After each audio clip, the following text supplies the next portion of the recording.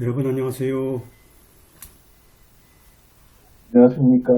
안녕하십니까. 네, 수고 많으십니다. 공부하신다고. 제가 누차 말씀드립니다만 여러분들 제 수업을 이제 요번이 네 차례입니다만 4주차입니다만 여러분들이 과목별로 충실하게 좀 정리하시고 꼭 외우시고 그러면 두 번 일을 안 할 수 있거든요. 꼭 나중에 뭐 한다고 해가지고 또 다시 하는 그런 시간 낭비가 없도록 했으면 좋겠습니다. 그래서 한번 야무지게 할 때마다 여러분들이 꼼꼼하게 다시 한번 체크하고 또 외우고 그리고 문제 풀고 그러면 뭐 더 이상 할 게 없어요. 바시험 자체는 뭐 범위가 정해져 있기 때문에 여러분들이 모르는 분야, 그죠? 엉뚱한 분야 이렇게까지는 이렇게 넘어간 경우가 거의 없기 때문에 거의 다 여러분들 수업 시간에 제공하는 여러 가지 그 자료와 또 강의 내용으로서 충분하게 이제 우리가 할 수 있거든요. 여러분들 이 점 충분하게 이해하시고 그렇게 다시 말씀드립니다. 오늘은 해석법과 관련된 우리가 룰을 한번 쭉 정리를 해보도록 하겠습니다. 양이 좀 있어가지고 조금 빨리 하겠습니다. 우리가 지난 시간에 배웠던 LLP가 주로 에이전시와 파트너십에 속한다 하게 되면 이번 시간에 배우는 코어포레이션은 이제 LLC가 이제 포함되겠죠. 그러니까 LLP와 LLC의 성격이 좀 다르다는 것을 여러분 이해하셔야 될 것 같아요. 특히 코어포레이션 같은 경우는 특히 이사회라는 게 기본적으로 공식적인 이사회라는 게 존재하고 있고 물론 이제 다른 파트너십도 이사회라는 어떤 비공식적인 뭐 이런 게 있는데 기본적으로 코어포레이션 자체는 이제 법정화된 거죠. 법으로 명시된 부분이기 때문에 여러분들 그대로 따라하면 될 것 같습니다. 그래서 보드 오브 디렉터는 이사회, SH는 shareholder, 램비카는 Revised Model Business Corporation Act에서 뭐 수정된 그죠? 모델 비즈니스 코퍼레이션 액트라고 보면 되겠어요. 그 다음에 이제 회사의 설립, 그죠? 성립은 어떠냐 하는 거죠. 주로 이제, 회사가 언제 존재한 날짜가 언제냐는 거죠.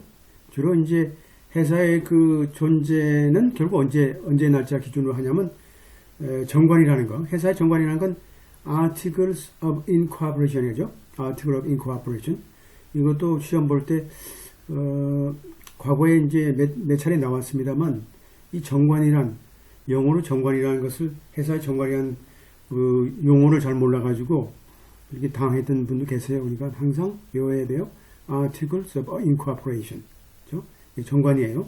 정관이 주로 이제 국가의, Secretary of State니까 주로 이제 주정부죠. 주정부의 등록, 그죠? 신고 등록됨으로써 이제, 그 날짜로 회사가 이제 존재하는 거죠.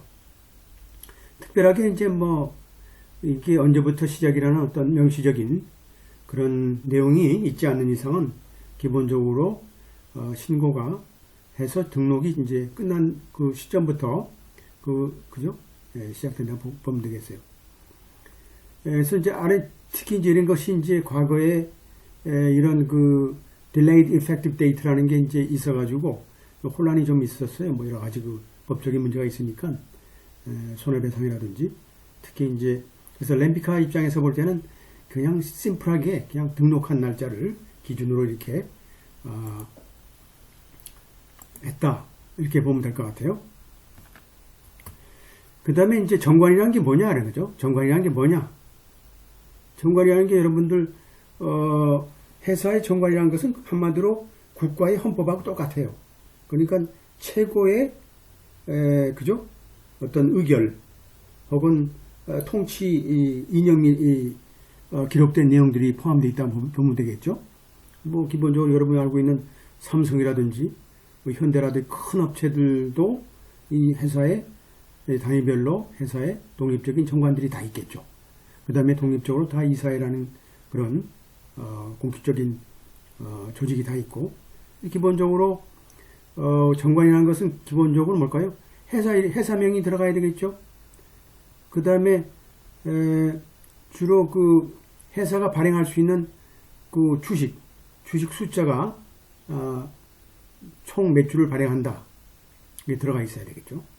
그 다음에 이제 등록된 그죠?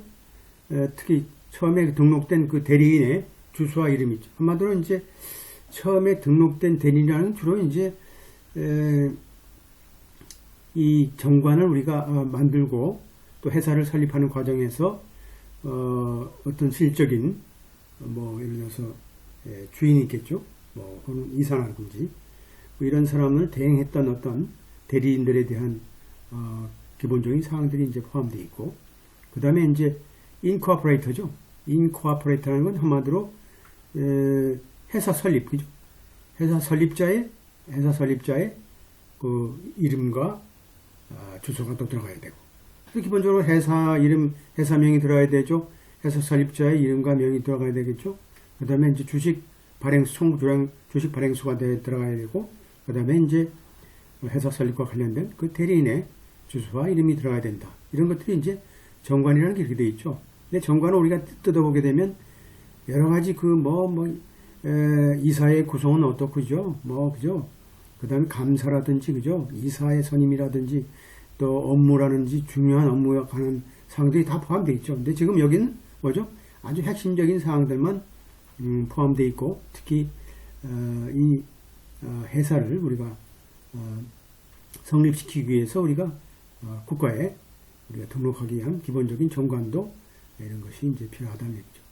그 다음에 이제 정관이 이제 일단 만들어지게 되면 뭐 어느 시점에 만들 거 아닙니까? 만들게 되면 이게 또 시대 변함에 따라서 조금씩 변화가 있을 수 있죠. 뭐 이사도 좀 숫자도 늘릴 수도 있고, 감사 숫자 늘릴 수도 있고, 또 뭐 이사장에 대한 또 한마디로 뭐 선임이라든지 이런 방법 절차 이런 것도 우리가 정할 수 있는 거니까, 여기서 볼 때는 뭘까요? 기본적으로 이런 한마디로 뭘까요?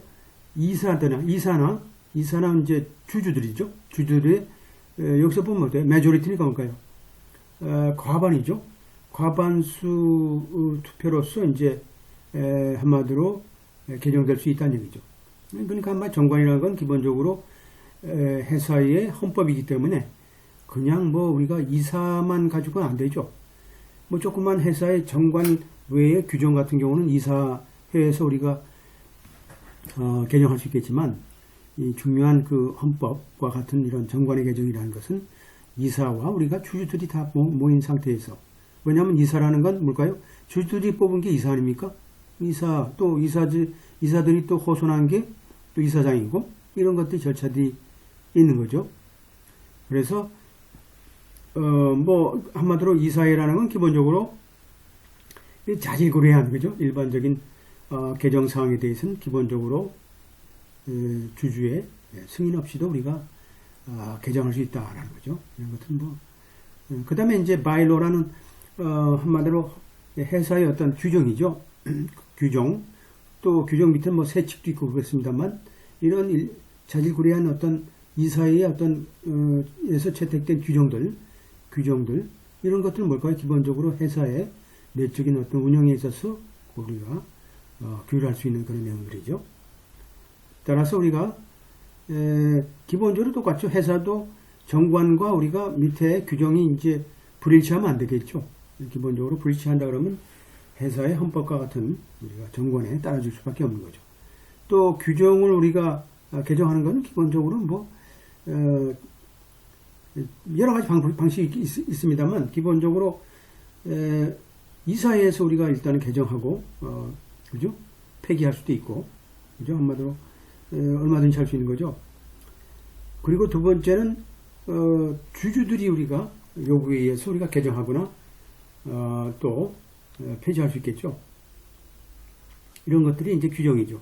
근데 이제 우리가 이사의 권한이라는 게 무조건 막강하다 볼 수는 없죠. 왜냐하면 주주라는 게 있기 때문에 기본적으로 이사회에서 우리가 결정될 수 있는 뭐 규정이라도 우리가 이사회에서 우리가 할 수 있는 범위는 뭘까요? 기본적으로 정관에서 정한 정관에서 우리가 기본적으로 주주의 우리가 독자적으로 권한을 위임한 경우는 어려울 수 있죠. 이건 그죠? 어긋나니까, 그죠? 이사회라는 게. 그리고 우리가 이제 그 규정을 개정함에 있어서 주주들이 명시적으로, 이사회에서 우리가 기본적으로, 개정한다든지, 혹은 또, reinstate니까 뭘까요? 다시 복귀하는 거죠.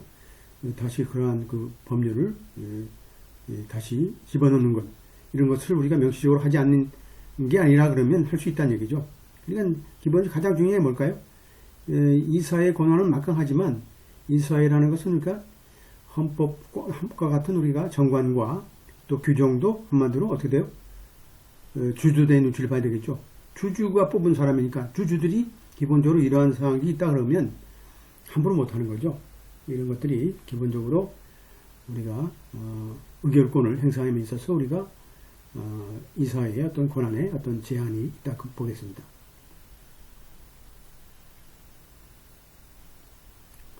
그 다음에 이제 소위 규정 자체, 회사의 규정 자체가 소위 그 이사의 그죠? 선임과 관련된 문제가 있는 경우, 그죠? 특히 뭘까요? 이사회 같은 경우는 기본적으로 이러한 그 투표 절차를 우리가 보호한 권한을 이제 갖게 되죠. 하지만 기본적으로 우리가 규정에 의해서 그죠? 승인된 그 쉐어홀더를 우리가 배제시킬 수는 없다는 얘기죠. 이런 이야기들이 기본적으로 가장 핵심적인 게 뭘까? 주주의 권한이다. 주주의 권한이 가장 막강하고 그 다음에 주주가 위임했던 내용들이 결국은 정관에 다 삽입되는 거죠. 왜냐하면 주주총회라는 게 있어가지고 기본적으로 우리가 거기에는 뭘까요? 뭐 대주주도 있고 소주주도 있고 그죠? 개인 주주도 있고 그렇습니다만 처음에 우리가 회사를 만들고 창립할 때는 기본적으로 대주주도 있을 수 있죠. 그래서 하여튼 뭐 대주주가 있다 그러면 대주주의 의견에 많이 따르겠습니다만 기본적으로 대주주가 아니고 뭐 10% 미만이다 그러면 예를 들어서 거의 다 뭐 그죠? 쉐어홀더들이니까 쉐어홀더의 의견들이 결국은 정관에 반영되고 정관이 결국 뭐 어떻게 돼요? 그 이사회의 권한을 우리가 제한할 수 있는 여러 가지 제도적 장치를 만들 수 있는 거죠. 그 다음에 이제 기본적으로 회사를 설립하기 이전 법인이 상법상 회사가 설립되기 이전에 그 어떤 6개월이나 1년 정도 기간이 있는 경우가 있죠. 누가 하여튼 회사를 설립하기 위해서 법률적인 절차를 진행해야 될 거 아닙니까? 예를 들어서 뭐 이사회 구성이라든지 그죠? 창립 멤버라든지 창립이사라든지 그 다음에 소재지에 대한 건물을 매입한다든지 또 뭐 집기를 산다든지 하려고 그러면 뭘까요? 이 프로모터들이 사전에 계획을 세워가지고 회사를 대리해서 회사는 지금 태동되지 않았기 때문에 일단은 설립되지 않은 회사를 대행해서 우리가 어떤 사무를 봐야 되겠죠. 따라서 우리가 그러한 목적으로 할 경우에 기본적으로 프로모터가 잘못되게 되면 프로모터가 결국은 회사 그 창립 그 준비죠. 그죠? 책임자. 이 사람이 결국 책임지게 되는 거죠. 한마디로.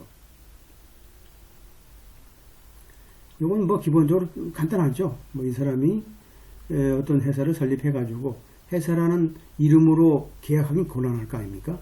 하나의 회사의 대리인이니까 우리가 회사라는 어떤 가공에 아직 나타나지 않은 회사를 가공한 어떤 그런 모습을 우리가 제시하면서 프로모터가 이제 상대방하고 이제 계약을 맺었을 때 뭐 여러 가지 불합리한 어떤 본인의 이익을 위해서 계약을 체결하고 뭐 했을 경우에 개인적인 손해가 발생될 수 있겠죠. 책임이 있을 수 있겠죠. 뭐 이런 것들은 뭐 그렇게 그 시점을 잘 따지면 되고 기본적으로 개인적으로 프로모터가 회사 설립 전에 공식적인 회사 설립 전에 대한 모든 개인적인 책임은 질 수밖에 없는 거죠. 물론 이제 그 책임 자체가 회사가 성립된 후에 회사 자체가 추인을 한다 그러면 ratification 한다 그러면 당연하게 뭐 어떻게 뭐 당연하게 회사가 책임을 질 수 있는 거고 그 다음에 이제 책임을 지지 않는 경우는 뭘까요? 뭐 실제로 이제 그 이후에 이노베이션이 있는 경우 뭐 내가 대신 채권을 인도하는 거죠. 채권 인도. 내가 책임지겠다 라고 하는 경우 그 다음에 그 계약에 의해서 명시적으로 프로모터가 책임이 없다. 개인적인 책임을 지지 않는다 라고 하는 경우는 뭐 이미 계약